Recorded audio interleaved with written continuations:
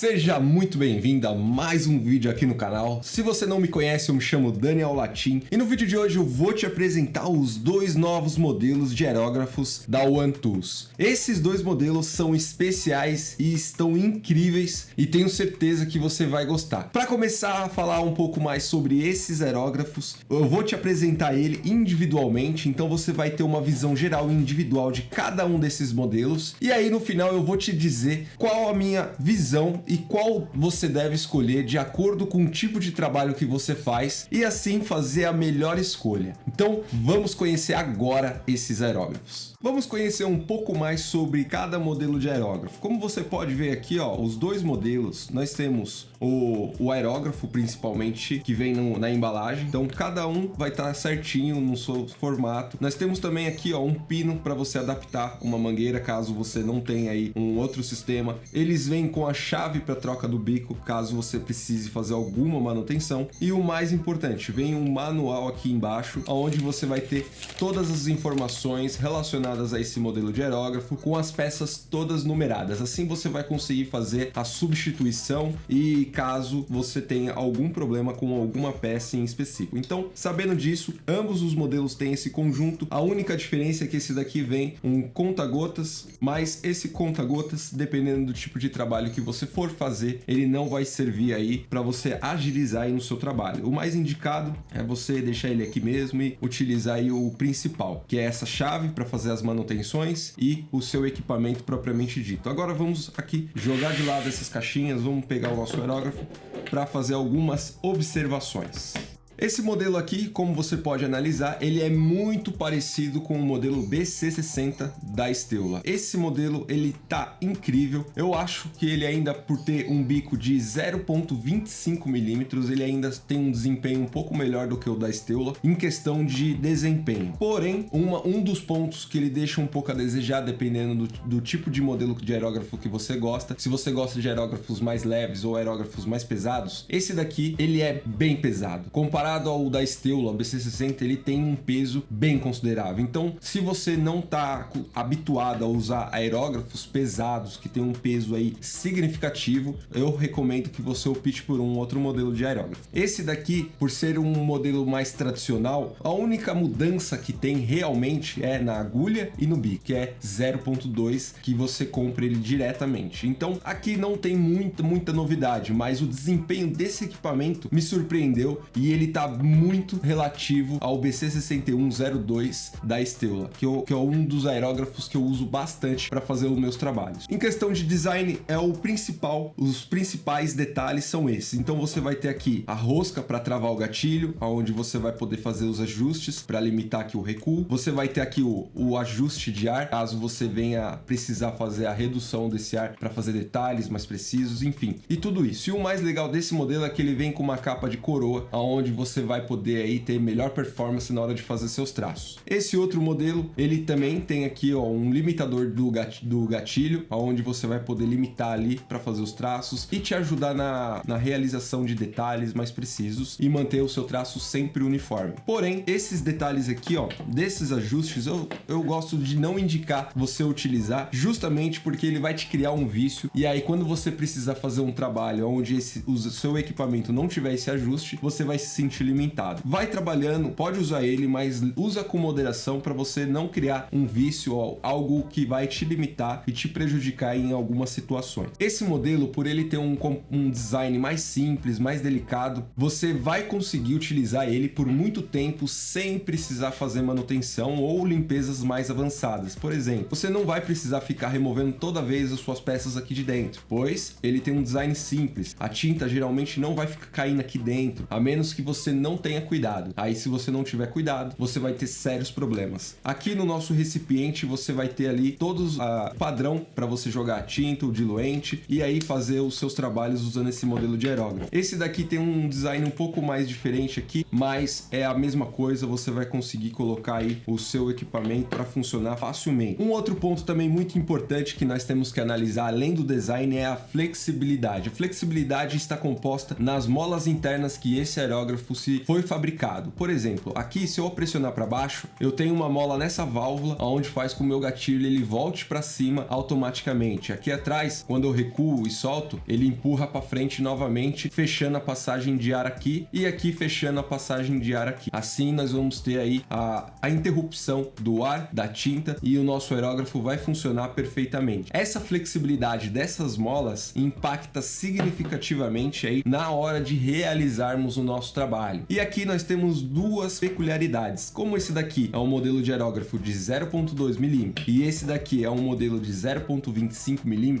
com base nos testes que eu fiz aqui, esses dois modelos, esse daqui tende a ter uma flexibilidade muito maior. Então aqui você vai sentir, sempre quando você recuar o gatilho suavemente, você vai sentir essa tensão e você vai conseguir fazer os traços com muito mais facilidade. Esse daqui você já não vai ter tanta sensibilidade assim, pois as molas aqui, elas tendem a ser levemente mais rígidas e isso faz com que você precise fazer um pouquinho mais de força no seu dedo para recuar o seu gatilho. Mas isso não quer dizer que isso torne o seu aerógrafo ruim. Dependendo da situação, você vai precisar dessa tensão para você conseguir fazer uma pintura mais rápida, para você fazer aí uns efeitos mais ágeis. Tudo isso são detalhes que vai de aerógrafo para aerógrafo. Então tudo está relacionado também ao tamanho do diâmetro do bico. Se esse aerógrafo aqui tivesse umas molas mais maleáveis, você iria ter um melhor desempenho consideravelmente, mas isso não quer dizer que ele vai ser um péssimo aerógrafo. O objetivo aqui é a flexibilidade. Então, com base na flexibilidade, você vai ter aí uma opção a mais de escolha para fazer trabalhos menores ou para fazer trabalhos maiores. Esse daqui eu gosto de indicar para trabalhos acima de 15 centímetros. Você vai conseguir fazer trabalhos de 5 a 10 centímetros? Vai, com certeza. Porém, a limitação vai ser maior devido à flexibilidade das molas e também ao seu tamanho de diâmetro de bico ser 0.25. Esse daqui, por ser 0.2, você vai conseguir fazer trabalhos a partir de 5 a 15 centímetros tranquilamente. E claro, se você tiver a habilidade na aerografia para controlar o gatilho, fazer traços mais finos, preparar sua tinta corretamente, você vai conseguir fazer os seus trabalhos muito mais facilmente. Agora precisamos falar de um ponto muito importante, que é a precisão desses aerógrafos. Como já mencionei anteriormente, esse modelo ele tem 0.25 mm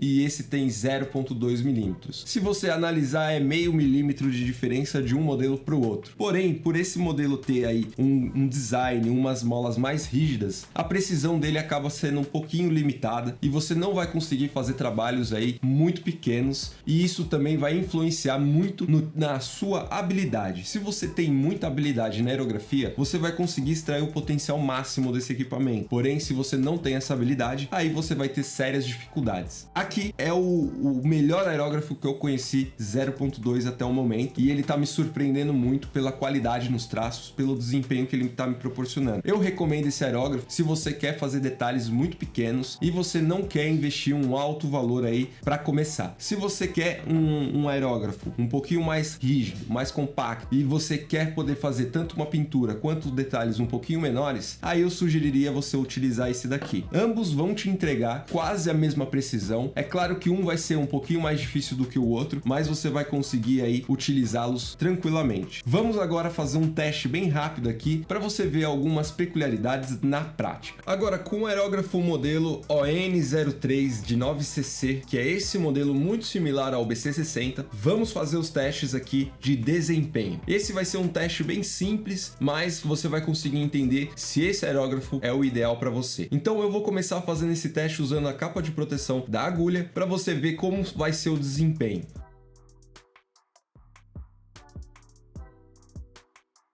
Fizemos aqui o nosso primeiro teste e eu vou te explicar agora o que você deve analisar. Primeiro de tudo, nós fizemos duas linhas mais largas. Essas duas linhas vai representar aqui o preenchimento, como se fosse uma pintura. E aqui você vai ter duas análises. A primeira delas é a constância da espessura. Quando você trabalha de muito longe, se sua agulha ou seu bico tiver algum problema, essa linha ela não vai manter constante e ela vai ter um certo desvio. Aqui você também consegue analisar ao mesmo tempo a quantidade de overspray. Esse overspray ele vai vai te dar uma ideia se você tem algum problema de alinhamento do bico com a agulha, e aqui você vai saber o tanto já de overspray que esse aerógrafo vai causar nos seus trabalhos, quando você trabalha com longas distâncias. Logo em seguida aqui, você já vai ter aqui os detalhes mais precisos. Você vai conseguir saber se sua linha vai ficar fina, constante, vai manter um padrão, você vai conseguir detalhes bem precisos. E aqui você pode analisar também, ele chega num limite. Quando você chega no limite máximo que o aerógrafo consegue lhe proporcionar, você vai ter sérios defeitos na sua linha. Você pode perceber que aqui nós temos uma constância boa e logo em seguida nós temos uma opacidade menor. Quer dizer que quanto mais eu aproximar e menos o gatilho eu puxar, a minha linha ela vai se perder na qualidade. E isso também é muito importante você saber na hora de você comprar o seu equipamento. E aqui embaixo você pode analisar que quando atingimos o ponto certo da nossa linha, ela se mantém constante com uma cobertura uniforme e sem overspray ou um overspray mais reduzido. O overspray sempre vai existir nas suas linhas, na sua pintura ou no seu trabalho. E aqui nós conseguimos manter esse padrão e ver como ele vai se desempenhar caso você tenha habilidade para controlar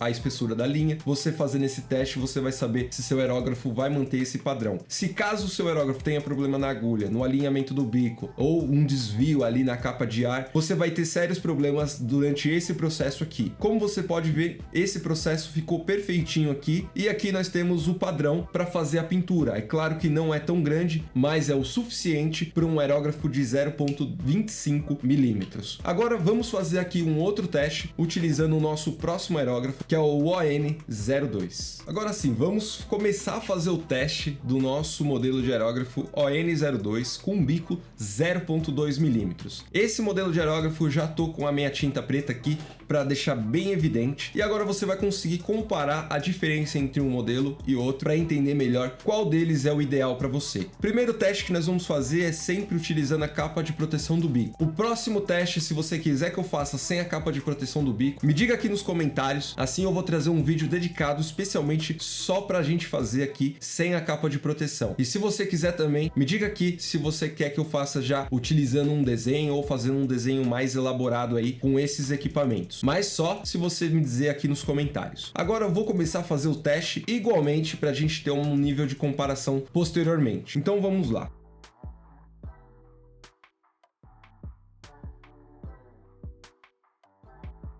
Concluímos aqui o nosso teste base para a gente ter uma análise mais profunda. Vamos analisar primeiro os traços. Aqui você pode ver que a gente fez as linhas de preenchimento. Você pode ver que essas linhas, mesmo a gente trabalhando com longas distâncias, não é muito grande, pois o nosso aerógrafo tem apenas 0,2 milímetros. E isso vai impactar na distância e também na espessura da linha. Você pode ver que o overspray ele não é tão grande, mas ele é um pouco mais significativo, o que pode, dependendo do tipo de trabalho que você for fazer, impactar seriamente. Um outro ponto aqui é a espessura da linha. Você pode ver que a nossa linha, quando temos uma distância um pouquinho mais alta, a nossa linha ela se mantém com um padrão bem interessante. Quando a gente vai afinando ainda mais, chegando mais próximo, nós temos uma certa inconsistência nessa linha aqui, ó, essa linha aqui. Essa inconsistência vai acontecer muitas das vezes pela qualidade da tinta ou pelo a gente estar utilizando a capa de proteção do bico. Com base nos testes que eu fiz sem a capa de proteção do bico, isso é muito